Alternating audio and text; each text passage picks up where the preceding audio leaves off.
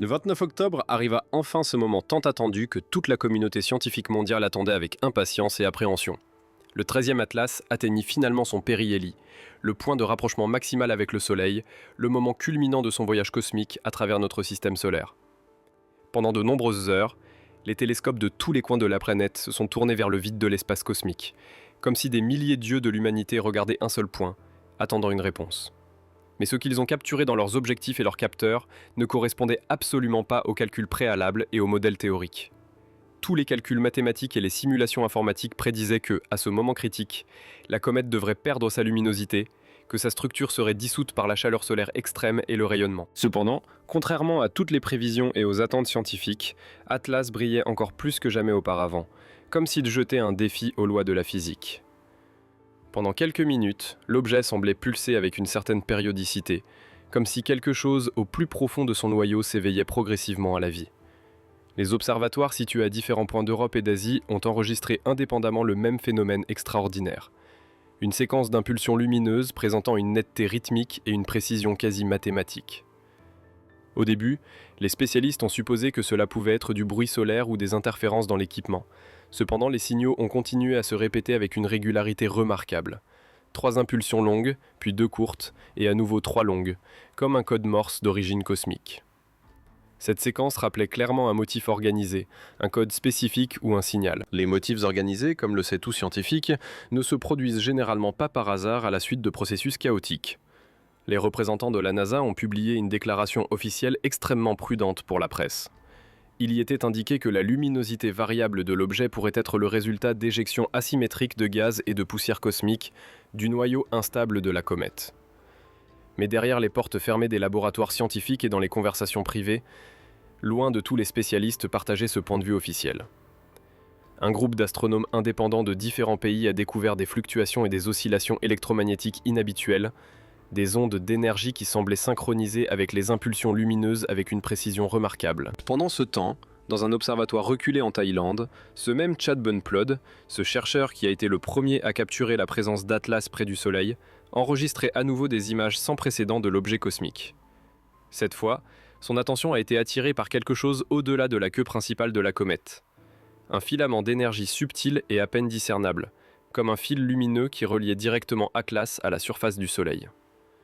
À un moment critique, les capteurs du télescope ont été saturés par un flux de données et le système s'est temporairement figé, mais l'enregistrement a réussi à être sauvegardé dans la mémoire de l'ordinateur, et dans cet enregistrement, on pouvait clairement voir le mouvement d'une ombre ou d'une structure à l'intérieur de ce flux énergétique. Miguel Serra Ricard, éminent astrophysicien espagnol qui étudiait ce phénomène énigmatique depuis le début des observations, a caractérisé le phénomène comme la signature d'un objet actif, possiblement artificiel.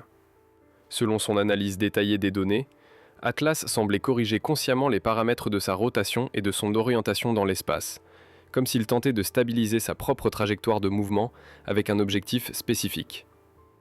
Ce qui s'est passé ensuite a littéralement divisé la communauté scientifique internationale en camps opposés. La nuit du 29 au 30 octobre, la comète a soudainement disparu de toutes les images obtenues par les télescopes du monde entier. Rien.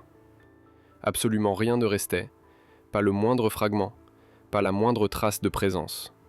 C'était comme si l'objet avait été littéralement effacé de l'espace cosmique par une main invisible. Pendant de nombreuses heures, les scientifiques ont adhéré à la théorie d'un effondrement thermique et de la destruction complète de la comète sous l'effet du rayonnement solaire. Mais exactement 47 minutes après la disparition, les capteurs sensibles de l'observatoire SORO ont détecté l'apparition d'un nouvel objet ponctuel lumineux, situé trop loin pour être un débris ordinaire et se déplaçant trop rapidement et intentionnellement pour être considéré comme un corps cosmique inerte. Une analyse minutieuse de la trajectoire indiquait que l'objet mystérieux avait radicalement changé sa direction et se dirigeait maintenant vers les régions intérieures du système solaire avec une vitesse croissante. Mais la découverte la plus troublante et inexplicable était encore à venir. Lors d'une analyse détaillée des données de spectrométrie, les techniciens ont découvert avec étonnement que l'impulsion électromagnétique émise par Atlas continuait à faire écho dans l'espace cosmique, même après la disparition complète de l'objet visuel. Il semblait que quelque chose d'invisible pour les instruments optiques continuait encore à transmettre des signaux, le motif se répétant dans des gammes de fréquences très spécifiques du spectre électromagnétique. Le professeur Villeob, interrogé sur ces données anomales, a répondu avec son calme caractéristique. Si ce phénomène a une origine naturelle, c'est la première fois dans l'histoire de la science que nous observons quelque chose de similaire. Si l'origine n'est pas naturelle, alors nous pouvons être absolument certains que nous ne sommes pas seuls en observant notre Soleil à cette distance. Cette une déclaration est tombée comme un coup de tonnerre dans la communauté scientifique mondiale. Les réseaux sociaux ont explosé, avec d'innombrables théories et spéculations. Certains parlaient de sondes interstellaires extraterrestres, d'autres attribuaient cela à de simples coïncidences et au chaos naturel.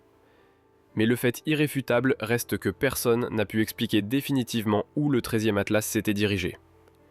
En l'espace de quelques heures, la planète entière a commencé à observer intensément le ciel.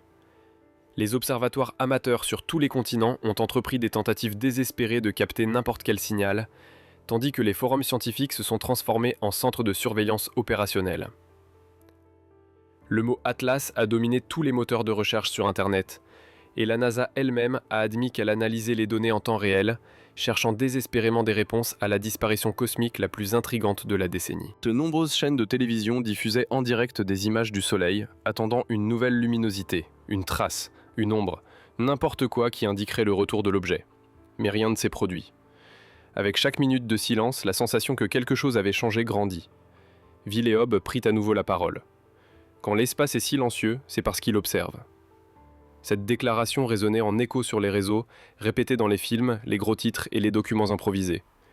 Il semblait que le 13e atlas avait plongé le monde entier dans un état de suspense, comme si l'univers retenait son souffle.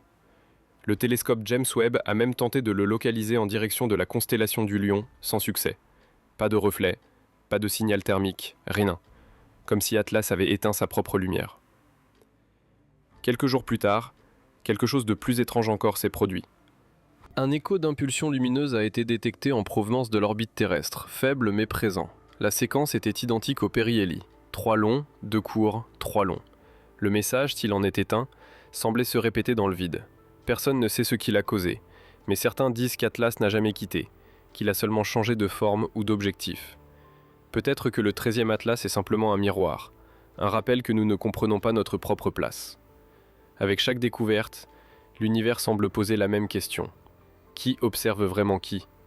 Peut-être que le secret n'est pas dehors, mais en nous, dans le besoin humain de chercher du sens au milieu de l'infini, entre les étoiles et le silence, entre les calculs et la foi. Nous regardons le ciel et imaginons si quelqu'un nous observe de la même curiosité.